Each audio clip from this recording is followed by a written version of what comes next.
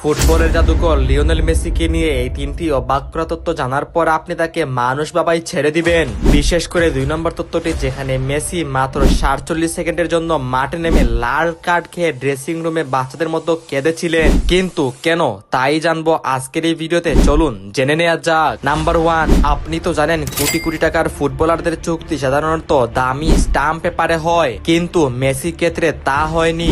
মাত্র 13 বছর বয়সে বার্সেলোনার ডিরেক্টর মেসির খেলা দেখে এতটাই পাগল হয়ে যান যে অফিসিয়াল কাগজ খোঁজার সময় পাননি। হাতের কাছে থাকা রেস্টুরেন্টের একটা সাধারণ টিস্যু পেপারে চুক্তিনামা লিখে সই করে দেন, আর সেই টিস্যু পেপারটি আজ ফুটবল ইতিহাসের সবচেয়ে মূল্যবান দলিল। নাম্বার 2, বন্ধুরা একবার চিন্তা করুন তো, পুরো দুনিয়া যার পায়ের জাদুতে মুগ্ধ, তার আন্তর্জাতিক ক্যারিয়ারের শুরুটা কেমন ছিল।